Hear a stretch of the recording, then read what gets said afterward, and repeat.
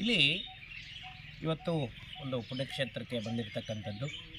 ಈ ಪುಣ್ಯಕ್ಷೇತ್ರದಲ್ಲಿ ದೇವತಾ ವಿಗ್ರಹಗಳನ್ನು ವಿಸರ್ಜನೆ ಮಾಡಿ ಆ ವಿಗ್ರಹವನ್ನು ಈ ನದಿ ತೀರದಲ್ಲಿ ಯಾಕೆ ಇಡ್ತಾರೆ, ಯಾಕೆ ಇಡಬೇಕು ಅನ್ನುವಂಥ ಒಂದು ವಿಚಾರವನ್ನು ನಿಮಗೆ ಹೇಳುವಂಥ ಒಂದು ಪ್ರಯತ್ನ.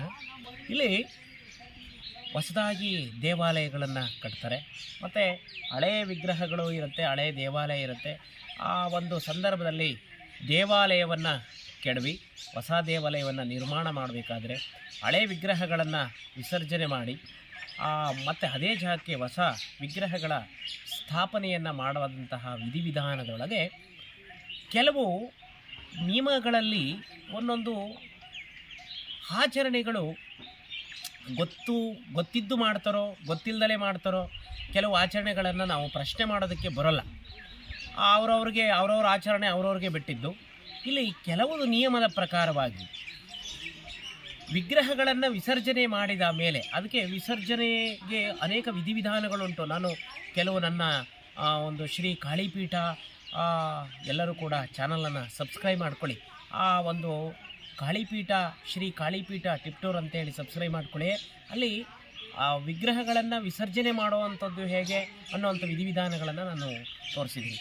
ಕೆಲವು ದೇವಾಲಯಗಳಲ್ಲಿ ಏನು ಮಾಡ್ತಾರೆ ಅಂದರೆ ವಿಗ್ರಹಗಳನ್ನು ವಿಸರ್ಜನೆ ಮಾಡಿ ಆ ದೇವಾಲಯಗಳಲ್ಲೇ ಇಟ್ಬಿಟ್ಟು ಮಣ್ಣು ಮುಚ್ಚಿಬಿಟ್ಟು ಮತ್ತು ಅಲ್ಲಿಂದ ಒಂದು ತಂತಿಯ ಭಾಗವನ್ನು ತೆಗೆದು ಅಲ್ಲಿ ಒಂದು ತಾಮ್ರದ ತಂತಿಯನ್ನು ಕೊಟ್ಟು ಹೊಸ ವಿಗ್ರಹವನ್ನು ಅದರ ಮೇಲೆ ಸ್ಥಾಪನೆ ಮಾಡತಕ್ಕಂಥದ್ದು ಅನೇಕ ನಿಯಮಗಳನ್ನು ನಾವು ಕಂಡಿದ್ದೇವೆ.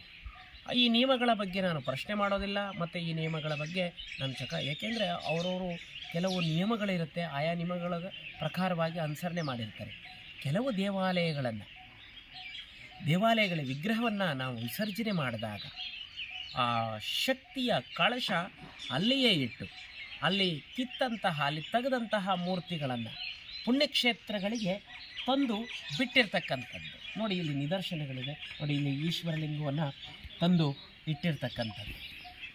ಈ ಪುಣ್ಯಕ್ಷೇತ್ರಗಳಿಗೆ ತಂದು ಇಟ್ಟಂತಹ ಒಂದು ಫಲಾಫಲ ಹೇಗಿರುತ್ತಪ್ಪ ಅಂದರೆ ಪೂರ್ಣ ಫಲಾಫಲಗಳು. ನಾವು ಹೊಸದಾಗಿ ವಿಗ್ರಹಗಳನ್ನು ಸ್ಥಾಪನೆ ಮಾಡಬೇಕಾದ್ರೆ ಯಾವ ವಿಗ್ರಹವನ್ನು ತಂದು ಈ ನದಿ ತೀರದಲ್ಲಿ ಬಿಟ್ಟಿರ್ತೀವೋ ಮತ್ತೆ ಅಲ್ಲಿ ಗಂಗಾ ಪೂಜೆಯನ್ನು ಮಾಡಿ ಅದೇ ನೀರನ್ನು ಎತ್ತಿ ತಗೊಂಡೋಗಿ ಆ ಹೊಸ ವಿಗ್ರಹಗಳ ಪ್ರಾಣ ಪ್ರತಿಷ್ಠಾಪನೆ ಸಂದರ್ಭದಲ್ಲಿ ಅವಕ್ಕೆ ಜಲಾಭಿಷೇಕವನ್ನು ಮಾಡೋದ್ರ ಮೂಲಕ ಹಳೆಯ ವಿಗ್ರಹದ ಶಕ್ತಿ ಅವಕ್ಕೆ ದೊರೆಯುತ್ತೆ. ಮತ್ತು ಪುಣ್ಯಕ್ಷೇತ್ರಗಳಲ್ಲಿಯೇ ವಿಗ್ರಹಗಳನ್ನು ಬಿಡಬೇಕು, ಎಲ್ಲಿ ಬೇಕೋ ಅಲ್ಲಿ ಕಿತ್ತಂಥ ವಿಗ್ರಹಗಳನ್ನು ವಿಸರ್ಜನೆ ಮಾಡಿದಂಥ ವಿಗ್ರಹಗಳನ್ನು ಎಲ್ಲಿ ಬೇಕೋ ಅಲ್ಲಿ ಹಾಕಬಾರ್ದು, ಎಲ್ಲಿ ಬೇಕೋ ಅಲ್ಲಿ ಮತ್ತೆ ಅವನ್ನು ಪ್ರತಿಷ್ಠಾಪನೆ ಮಾಡಬಾರ್ದು, ಮತ್ತೆ ಅವನ್ನು ಭೂಮಿಗೆ ಸೇರಿಸುವಂಥ ಪ್ರಯತ್ನವನ್ನು ಮಾಡಬೇಡಿ ಅನ್ನುವಂಥ ಒಂದು ಒಳ್ಳೆಯ ವಿಚಾರವನ್ನು ಹೇಳುವಂಥ ಪ್ರಯತ್ನ ಮಾಡಿದ್ದೀನಿ. ನಿಮಗೆಲ್ಲರಿಗೂ ಒಳ್ಳೆಯದಾಗಲಿ. ಶ್ರೀ ಕಾಳಿಪೀಠ ಅಂತ ಹೇಳಿ ಸಬ್ಸ್ಕ್ರೈಬ್ ಮಾಡ್ಕೊಳ್ಳಿ. ನಿಮಗೆಲ್ಲರಿಗೂ ಒಳ್ಳೆಯದಾಗಲಿ. ಓಕೆ.